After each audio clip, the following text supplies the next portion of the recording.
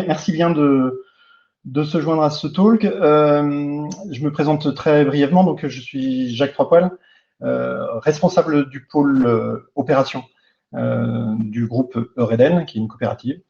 Je viens d'un monde de l'infogérance. J'ai une grande expérience sur le sujet de production et je suis maintenant chez un groupe client, entre guillemets, pour ceux qui viennent du service, c'est comme ça qu'on dit.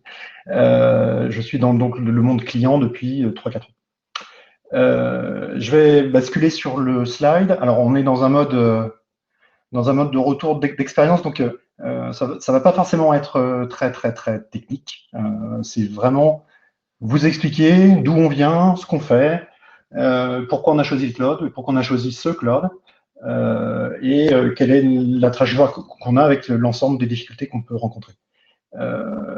Évidemment, l'interactivité est un peu plus compliquée en virtuel, mais on peut quand même le jouer sur le chat. Donc, si vous avez des questions, des remarques, etc., n'hésitez pas à les notifier dans le chat, et puis on prendra le temps d'y répondre au fur et à mesure. Je passe sur le slide.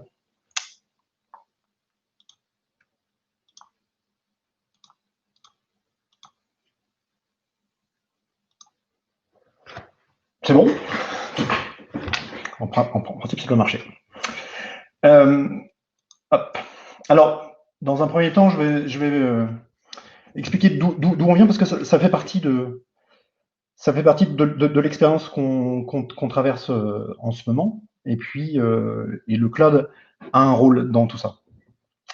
En fait, en fin 2017, le groupe Dossi et Triscalia se sont réunis. Alors, le groupe Dossi et Triscalia, c'était deux coopératives bretonnes qui étaient très concurrentes, mais qui font à peu près les mêmes métiers. On va y revenir après. Et donc, on a annoncé fin de 2017 qu'on allait se réunir, et on a démarré réellement au 1er janvier 2020. Donc, en fait, on est vraiment dans un moment de fusion avec deux groupes qui sont des très grands groupes. On vient aux chiffres. Deux groupes qui sont des très grands groupes. Donc, on a plus de 9000 collaborateurs. Et puis, on est structuré sur beaucoup de sites en France. On a 60 sites industriels. L'essentiel est basé en France. Avec une particularité qui est la particularité des coopératives, c'est que nous n'appartenons pas à des actionnaires traditionnels. On appartient à nos coopérateurs qui sont tous des agriculteurs bretons. Et donc, c'est pour ça qu'il y a le logo Bretagne régulièrement sur les slides. Donc voilà, donc on appartient à nos 20 000 agriculteurs. On fait un chiffre d'affaires de 3 milliards d'euros. Voilà. Et on est structuré en différentes branches, c'est-à-dire qu'on adresse évidemment le métier autour des agriculteurs, c'est-à-dire qu'on leur achète leurs céréales, typiquement, on leur vend la nourriture pour leur bétail. Et puis on transforme. Donc on a toute une filière de transformation et de commercialisation d'œufs transformés, de viande, de produits surgelés, de produits apertisés, ça veut dire boîte de conserve en français. Et puis on est aussi présent dans de la distribution verte, c'est-à-dire dans des jardineries. Donc il y a quelques marques que vous voyez, que vous connaissez forcément. Donc c'est nous qui sommes derrière tout ça. Voilà, donc on représente l'ensemble de ces marques-là. J'ai zoomé très vite fait sur la DSI du groupe Eureden, donc elle est très récente, hein, puisqu'elle a que 5 mois. On est 180 à la DSI, on gère à peu près 700 applicatifs divers et variés. On s'occupe de 5000 postes de travail et on opère pour 400 sites distants. Les 400 sites distants étant principalement basés en Bretagne, que sont tous les points de vente pour nos adhérents agriculteurs qui vont se fournir en agrofourniture. C'est l'essentiel de notre cheptel de parc. La DSI, elle est structurée en différents pôles. On a des pôles, orientés un peu plus métier et fonctionnel, que sont les solutions. On a le pôle data, et j'y reviendrai, qui est un pourvoyeur de besoins cloud. On a un pôle dev, un pôle opération donc, que je pilote, et un pôle service qui est orienté end-user, qui est vraiment le côté capillaire de la DSI vis-à-vis de nos end-users, qui fait le support, etc.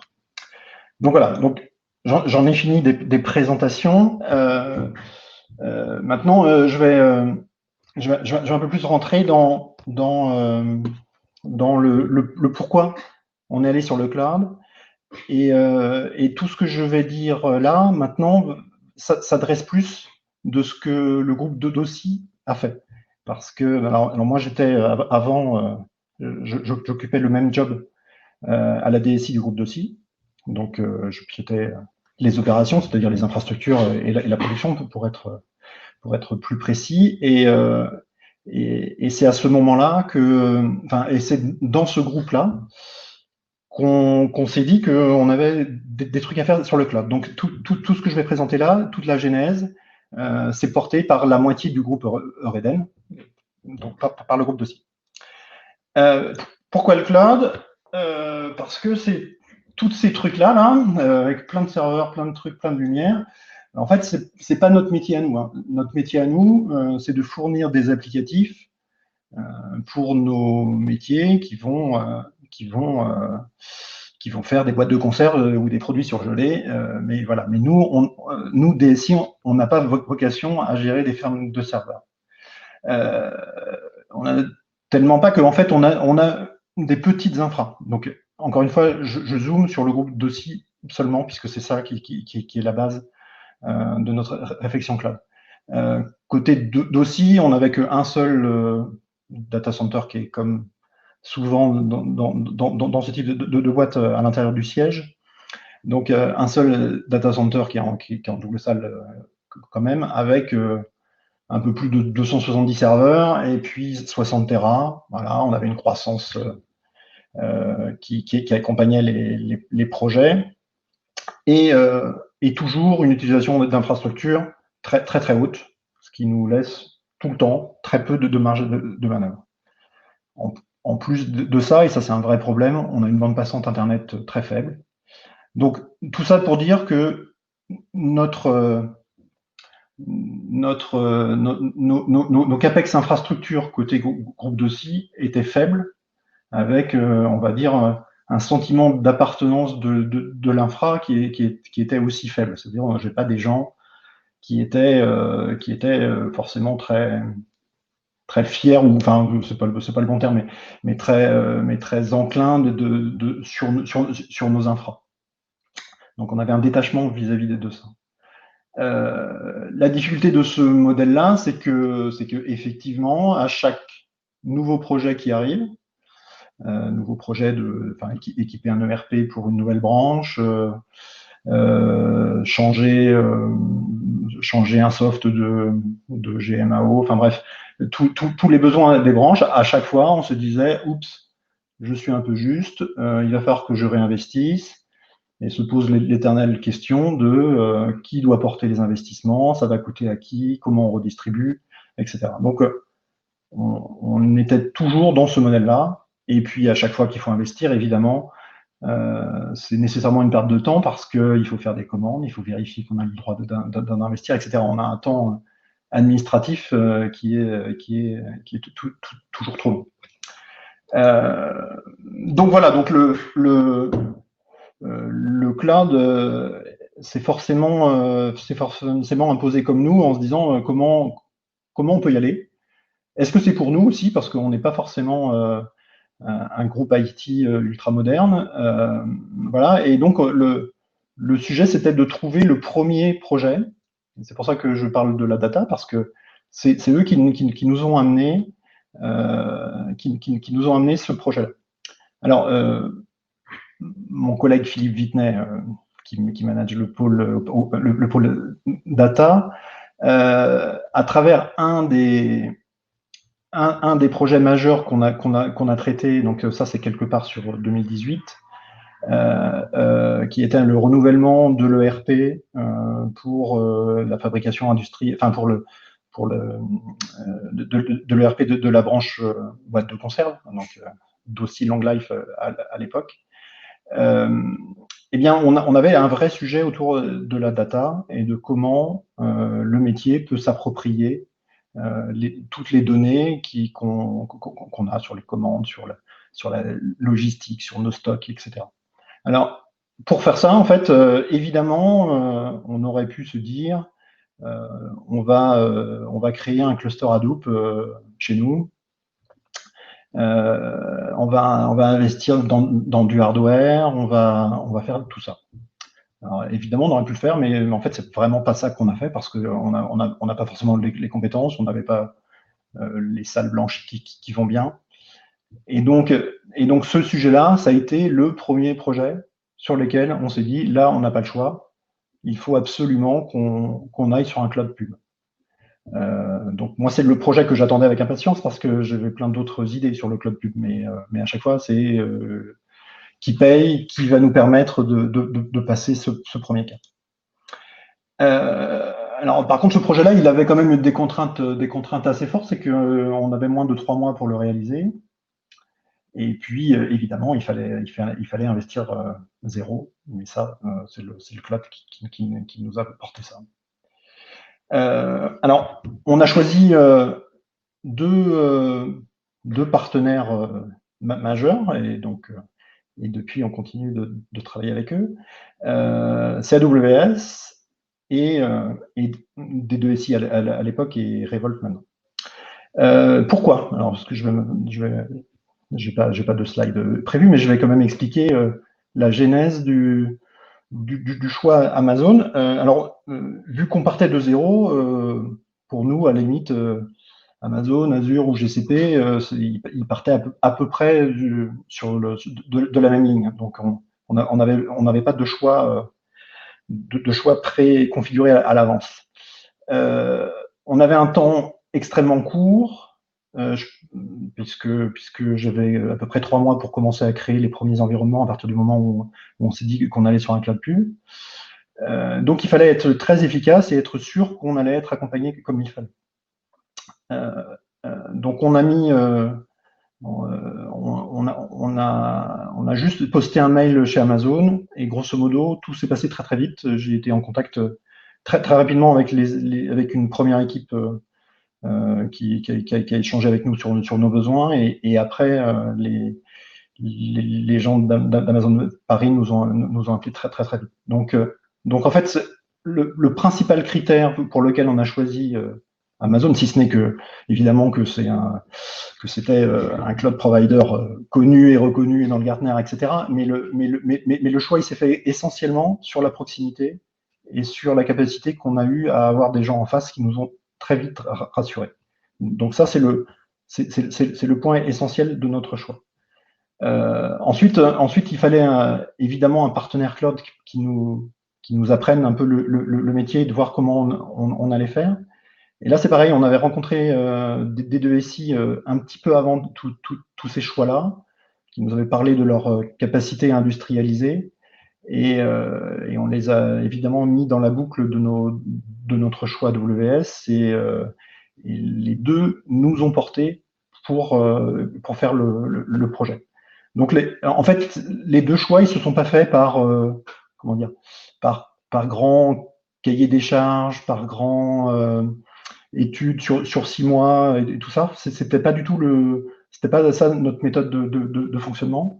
On l'a fait de manière très pragmatique et rapide, en se disant le relationnel est absolument essentiel pour la réussite de notre projet. Mon slide a déconné sur la fin, c'est pas grave. Ça a été un démarrage qui s'est... Alors, je vais me dérouler jusqu'à la fin, ça sera plus simple. Hop, pardon, je vais y arriver. Toc, voilà. Ça a été un démarrage qui a été très, très, très efficace. On on a eu une implication très très forte de mes admins. On a créé directement 3-4 personnes qui ont adoré le concept de changer de métier, d'être administrateur système où on parle à un Windows, où on parle à un Linux, vers un nouveau métier qui était à mi-chemin entre ce qu'ils connaissaient avant de l'administration système et du développement, puisqu'ils ont tous transformé leur métier pour se dire eh ben, on va faire de l'infra as code et on va utiliser massivement du Terraform. Cette transformation-là, elle a été vraiment accélérée par le partenariat, comme je le disais précédemment, et j'insiste, c'est un partenariat et pas une infogérance, entre nos collabs et le groupe AWS et Devoteam Revolve. Ça veut dire qu'en fait, la prestation initiale qu'on a pris chez D2SI était simple, c'était accompagnez-nous, apprenez-nous à utiliser le Terraform, apprenez-nous à utiliser les basiques et construisons une landing zone. Et c'est tout. On ne vous demande pas de faire à notre place, on ne vous demande pas de vous connecter à notre console. Et d'ailleurs, ils ne se sont jamais connectés à notre console. Et en fait, c'est cette synergie-là qui a fait que les quelques-uns de mes équipes ont trouvé le truc génial parce que, ok, ils perdaient sûrement de l'administration système, mais ils découvraient un nouveau métier et ils avaient les mains dedans et on transformait le truc. Et puis après, le champ des possibles, il devient juste immense. Donc voilà, donc ça s'est très bien passé.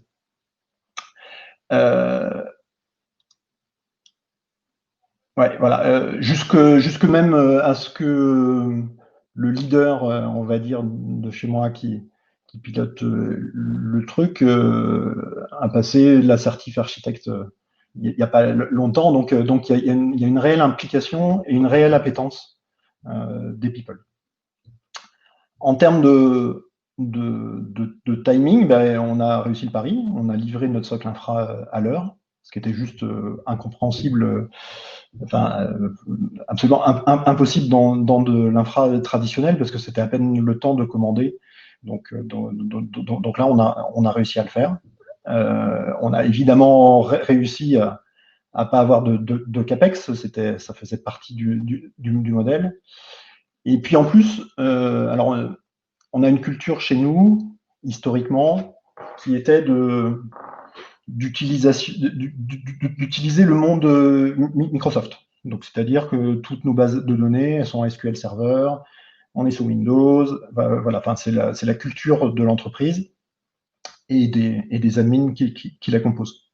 Là, finalement, le passage en Amazon et en utilisant des services qui sont managés, ben, on a pu se dire telle et telle base qu'il faut qu'on monte dans notre projet. Finalement, on s'en fout si c'est du MS SQL ou du Postgre, puisque c'était un usage assez simple. Ben, on va tout passer en Postgre, ça va nous coûter moins cher.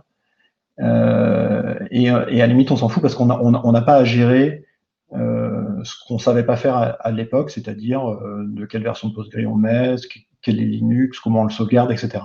Le service managé nous a aidé à basculer dans de l'open source. Et puis enfin, on a fait un truc qu'on savait évidemment pas faire, et peut-être même qu'on se posait même pas la question dans nos data centers. On est rentré et on faisait des applications qui étaient security by design. C'est que voilà, là pour le coup, on n'a plus le choix. On utilise tout ce qui va bien en règle de firewalling interne et de micro-segmentation, qui est évidemment pas présent dans nos data centers, parce qu'on n'a pas les moyens de prendre les couches VMware hautement évoluées. Et donc on s'est rendu compte que le cloud, c'est absolument pas contradictoire avec la sécurité, bien au contraire. On fait beaucoup plus de sécurité dans le cloud. Donc voilà, donc un véritable succès. Tout le monde était très content de participer à cette aventure. L'épisode 2, finalement, ok, on a eu une belle victoire sur un ou deux projets précis, le projet data dont je vous ai parlé, et puis on a fait deux, trois autres trucs à côté, mais néanmoins, on mène une double vie. On a toujours la vie d'avant, la vie de l'on-prem, la vie du legacy, et puis la vie un peu moderne du cloud. Donc, comment tout ça, ça cohabite? Alors, notre objectif, nos objectifs, étaient, et là je parle encore que dans le monde d'Aussi, je ne parle pas de ce qui s'est passé en 2020. Nos objectifs dans le monde d'Aussi étaient de dire on va faire du cloud first, on va faire que chacun des projets qu'on doit mettre en place, on regarde son éligibilité au cloud. Donc ça, c'est un truc qu'on fait tout le temps. Et donc, on est bien dans nos objectifs. On s'est dit aussi, la DMZ on-prem, il n'y a pas de sens, ça n'a pas d'intérêt, il faut qu'on la migre. Donc ça, c'est aussi un objectif qu'on s'est donné. Et puis on s'est donné les objectifs forts que sont d'utiliser les services managés d'AWS. J'en ai sûrement oublié dans la liste, mais en tout cas, j'ai mis les principaux. Et ça, c'est une réelle réussite. On a vraiment réussi à faire passer chez nous que AWS, c'est absolument pas un VMware géant. Il ne faut pas l'utiliser comme ça, et c'est pas ça. Donc l'idée est bien de se dire quand on va sur AWS, c'est parce qu'on sera capable d'utiliser du service managé, et nos experts dans mon pôle opération ou dans le pôle data savent très bien utiliser de l'Athena, ils sont en train de regarder du Redshift, enfin bref, voilà, on est dans un monde où on va vers le service managé. Donc ça, c'est les targets qui sont à peu près toutes réalisées, et on est, enfin voilà, et on est à l'aise avec ça. Les trucs sur lesquels on a été un peu plus en difficulté, déjà petit 1, c'est les résiliences des liens entre nos data centers legacy et AWS. Alors c'est pas de la faute d'AWS en tant que tel, c'est nos opérateurs qui ont pas mis les bons moyens, alors en tout cas ou nous, enfin bref, on a eu des vrais problèmes avec ça. Je suis vraiment fâché avec l'opérateur en question. Voilà, on a eu du mal, enfin, et aujourd'hui d'ailleurs, on n'a toujours pas de direct connect, et on utilise toujours du VPN site to site, qui n'est pas forcément la bonne cible. Donc ça a été beaucoup plus difficile qu'on ne le croyait, mais encore une fois, c'est pas lié du tout à AWS. On n'a pas eu de problème de ce côté-là. On a plus des problèmes avec nos opérateurs qui comprennent pas forcément nos besoins et qui n'ont pas forcément les lignes de produits qui vont bien pour nous accompagner. L'autre souci, c'est l'homogénéisation de l'exploitation des productions. Alors évidemment, dans mes équipes, moi j'ai une équipe qui est en charge de la production au sens large, et de l'exploitation, du monitoring, donc avec des consoles Nagios, etc. Enfin, avec toute la vie qui est plutôt bien organisée sur le on-prem. C'est pas forcément évident d'homogénéiser ce qu'on est en train de mettre dans le cloud, et de se dire comment on va superviser les services managés, etc. Donc on bricole un peu, on utilise des produits de l'ancien monde pour attaquer le nouveau monde. Je suis pas forcément super satisfait par le truc. Enfin, je pense qu'on peut faire mieux, et on doit faire mieux, et on doit travailler plus pour ça. Donc ça, c'est nos tâches à nous d'organisation et d'apporter la compétence cloud jusqu'au service exploitation. Et dans le même ordre d'esprit, attention, alors moi j'ai eu, c'est ce que je vous disais, 3-4 personnes qui étaient vraiment super leaders et intéressés par tout le monde AWS, mais ça veut dire qu'il y a d'autres personnes dans les équipes qui n'ont fait que du legacy pendant ce temps-là, et il faut faire gaffe au clivage. Il faut réussir à dire que il ne faut pas aller au rythme des gens qui ne sont pas encore dans le bateau, parce que sinon on n'avance pas. Mais il ne faut pas non plus laisser le truc trop loin de ceux qui justement ne sont pas directement impliqués sur le cloud. Donc on a une difficulté managériale ou de formation ou des deux pour faire cohabiter les deux populations. Ouais, alors le cloud versus l'orga de la DSI. Qu'est-ce que je veux dire par là? Je veux dire, c'est évidemment un sujet. Enfin, les acteurs qui doivent parler cloud à l'intérieur de la DSI ne doivent pas être que les ops. Je dis que c'est trop sérieux parce que nous on n'est pas très sérieux, les ops. Mais le but du jeu, c'est qu'il y ait une communauté qui s'installe.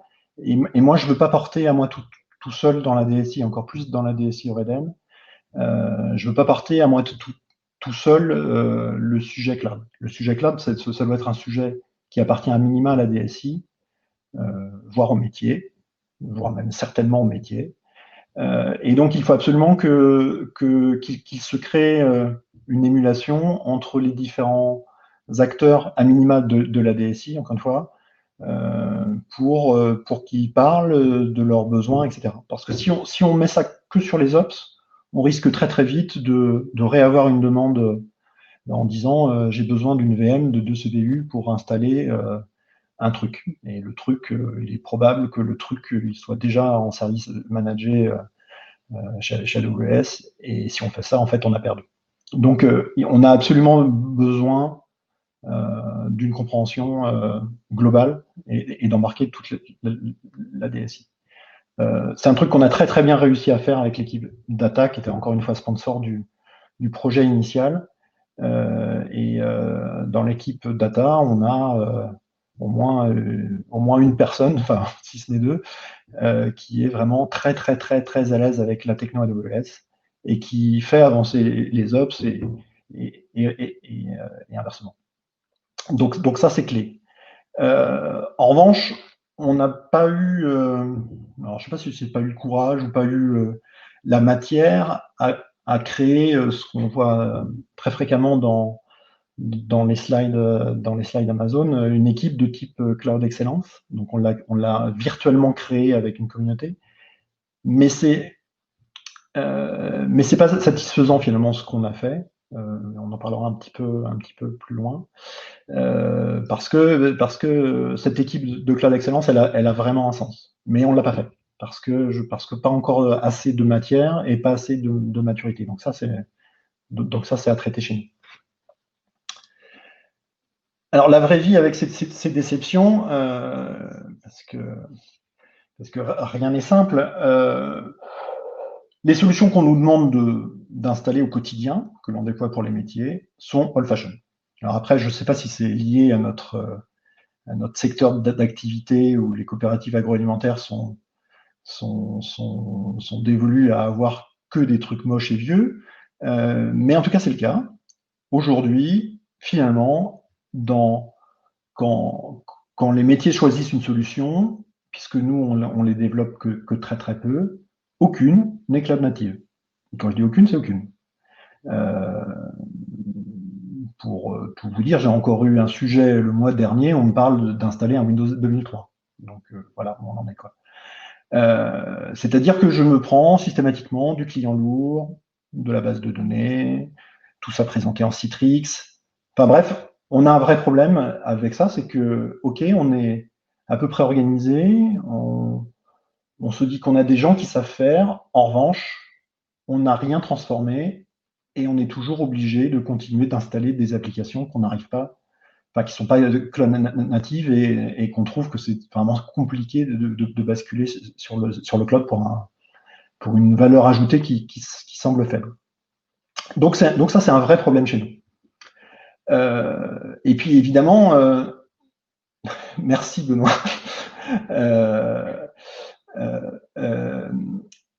Évidemment, on est toujours pris par les projets métiers. Évidemment que Eureden n'a pas vocation à faire de l'informatique pour elle-même, et que pour l'équipe informatique, je veux dire. Donc c'est toujours plus urgent de livrer les projets métiers que de se transformer. Et donc, comme on n'a pas le temps de se transformer et d'avoir des structures, des directives extrêmement fermes de transformation, eh bien, c'est toujours plus efficace de déployer on-prem. Voilà. Quand on arrive sur une application, on nous dit qu'il faut un client lourd en Windows 2012 ou je ne sais quoi, machin, finalement, effectivement, on se dit, ah ouais, mais attends, mais j'ai déjà une infra VMware, je mets un truc, je rajoute juste une lame et on s'en sort et on fait pas de transfo et on y va.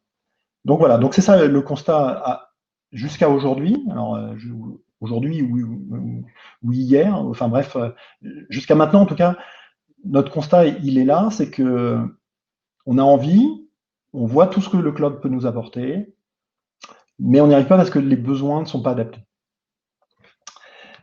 Donc ça c'est une grosse déception. Alors je vais finir par les conquêtes futures parce que là donc j'ai vraiment encore une fois parlé énormément de ce qu'on a vécu côté DOSI. Sur le old fashion, etc., ça correspond strictement à ce qu'on vit aussi côté ex-Triskalia, donc on peut le dire que c'est Eureden. Alors, vous avez compris, on vient de fusionner, donc on peut se dire en quoi le cloud a été accélérateur de notre fusion. Et est-ce qu'il aurait pu être accélérateur encore plus que ce qu'il n'a été? Alors, il l'a été sur un point, sur des points humains, on va dire.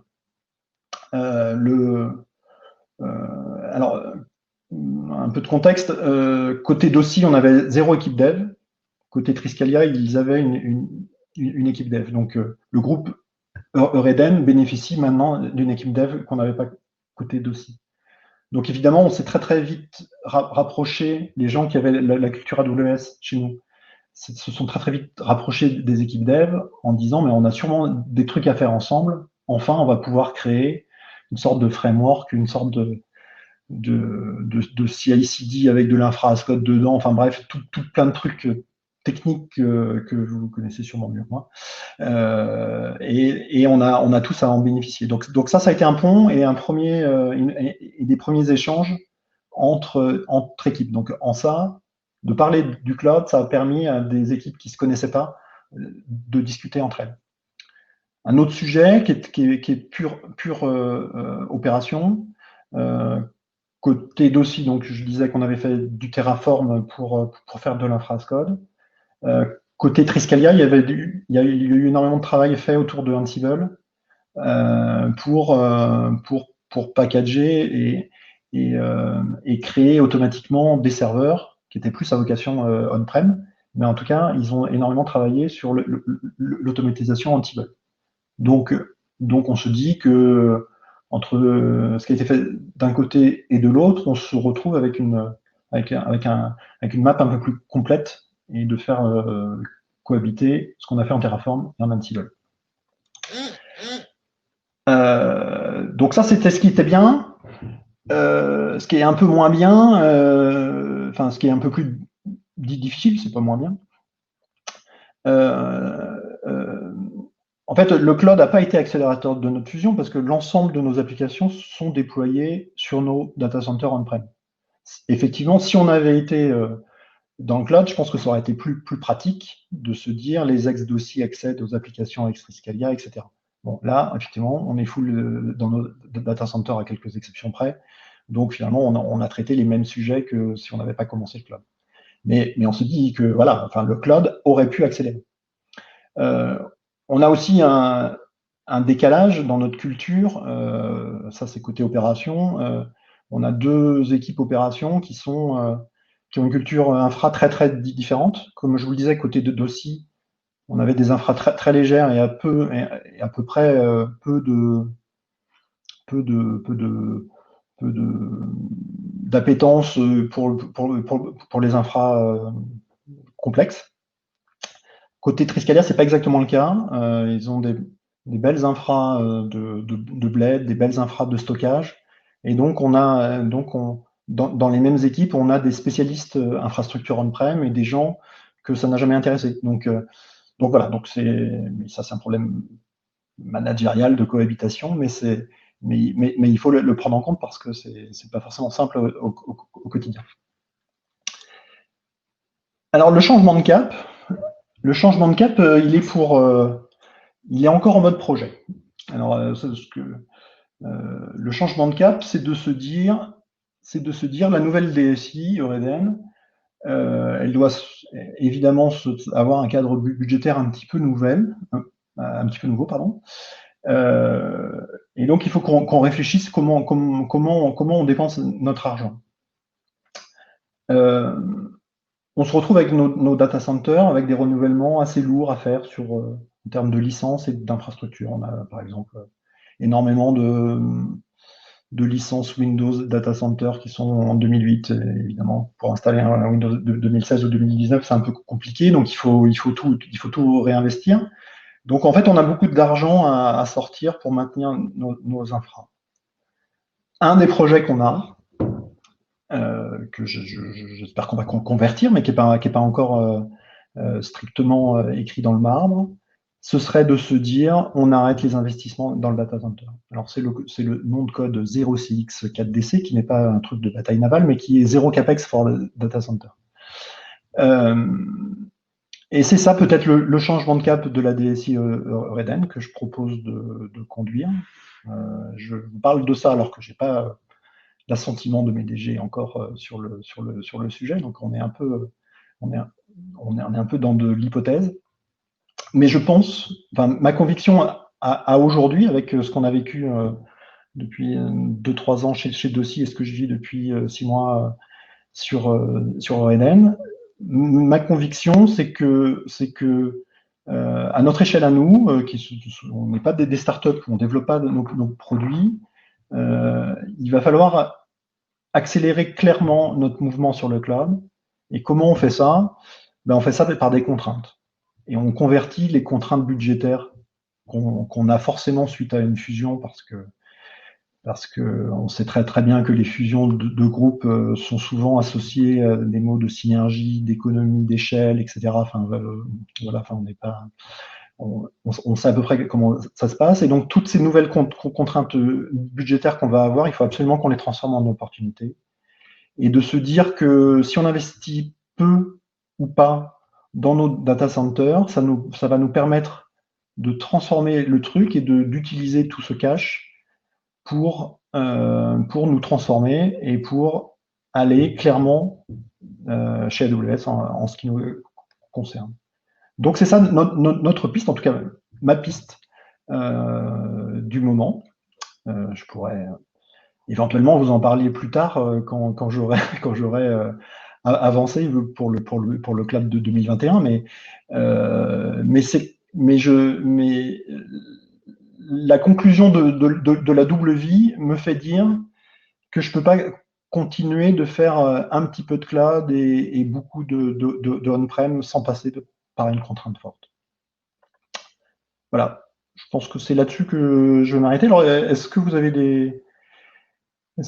des remarques ou des questions? Est-ce que j'ai été clair? Est-ce que ça vous parle? C'est pas facile. Je vais repasser en vidéo peut-être. Non, c'est le contraire. C'est ça. C'est pas facile l'échange virtuel. Alors, le changement des équipes internes, ouais, en termes de formation, j'entends bien. En fait, on les a beaucoup formés sur le tas. Et là, c'est vraiment l'accompagnement des deux SI qui nous a aidés, puisqu'on l'a vraiment construit à chaque fois en atelier. Donc ça s'est fait comme ça. Et je vous dis, moi j'ai été un peu sauvé par le fait que les personnes avec lesquelles je travaillais n'avaient pas une appétence ultra forte sur les infras. Donc ils ont compris. Moi, ça faisait un moment que je leur en parlais, de toute façon. Ça faisait presque depuis que j'étais arrivé dans le groupe que je leur disais que leur métier allait changer, que on allait forcément transformer la manière dont on crée les environnements. Donc ils n'ont pas été surpris et surtout ils ont été emballés quoi. Enfin, quand ils ont commencé à avoir leur propre GitHub pour mettre leur code en Terraform, enfin voilà, enfin, moi j'ai eu la chance d'avoir 3-4 personnes vraiment très très intéressées sur le sujet. Après, en termes de formation pure, j'ai formé finalement 2 personnes plutôt sur l'architecture. J'ai formé mes chefs de projet technique sur l'architecture. Pourquoi j'ai formé que eux? Alors, je passe les problèmes éventuels de budget et de priorité de budget, mais il me semblait essentiel que ce soit les chefs de projet techniques qui portent ça, parce que c'était eux qui voyaient les projets arriver et c'était eux qui étaient les plus à même de positionner le nouveau projet dans l'environnement AWS. Donc, voilà, donc c'est vraiment par là que j'ai commencé. Effectivement, j'aimerais, et ça va forcément faire partie des choses qu'on va mettre en place, mais j'aimerais évidemment former l'ensemble de mes opérationnels en tant que tel. Regardez côté Snowflake, ok. Ben, écoutez, je transmettrai. Je ne suis pas forcément le meilleur technicien sur le sujet, donc je transmettrai. Alors, quand je parle cloud, je parle un peu IaaS, mais beaucoup PaaS. En fait, on est vraiment parti du principe qu'on va utiliser. Alors, ouais, il y a des fois, il faut faire un EC2 pour porter un truc, mais je préfère vraiment, vraiment utiliser du PaaS. Donc, on utilise beaucoup de RDS, on utilise évidemment les load balancers, etc. Donc, on est plutôt PaaS. Costing très fin. Alors le costing très fin, ça n'a pas été la priorité. Je le cache pas. Évidemment, si j'accélère comme j'aimerais réussir à le faire, ça va devenir réel. Surtout que on a un modèle économique à l'intérieur du groupe et il faudra voir comment il s'adapte. Jusqu'à présent, effectivement, on passe un petit peu de temps à se dire est-ce qu'il faudrait prendre du réserve ou pas du réserve. Enfin, voilà, on est clairement pas encore très mature sur le sujet. La priorité n'était pas là. Maintenant, ouais, enfin, je pense qu'il faut évidemment qu'on y aille un peu plus fort. Est-ce que l'adoption du cloud va aider alors l'IoT, c'est un vrai sujet. Effectivement, on a fait plusieurs ateliers. Avec AWS qui nous a expliqué toute sa plateforme. Mais l'IoT dans l'industriel, en tout cas tel que nous on le vit aujourd'hui, la DSI n'a pas forcément accès. Alors, ce que je veux dire par là, c'est que nos métiers, on a des métiers de supply, on a des métiers de conditionnement, enfin, on a des vrais métiers industriels, et nos métiers industriels achètent des solutions toutes faites qui embarquent souvent de l'IoT. Donc, ça nous arrange pas. Ça nous arrange pas, mais il y a que ça qui existe encore aujourd'hui. Enfin, en tout cas, dans ce qu'on voit. Ça nous arrange pas parce que grosso modo, toutes ces données-là, on n'arrive pas à les consolider. Et l'objectif de mes copains de la data, c'est évidemment de chaque donnée qui peut exister, il faut qu'on la stocke et il faut qu'on puisse la corréler, enfin qu'on puisse être en mesure de la corréler avec d'autres trucs. Voilà.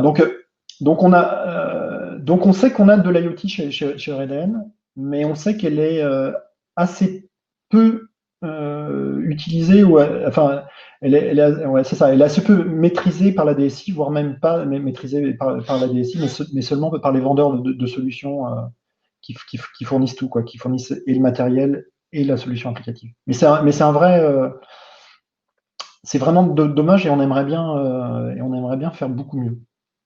Mais ça arrivera. Ça arrivera, je pense. Bah, écoutez, écoutez, merci à tous. Et puis, j'espère qu'on se donne rendez-vous pour l'année prochaine, que je vous dise comment j'ai réussi ou pas à transformer mon zéro capex for data center. À très bientôt. Au revoir.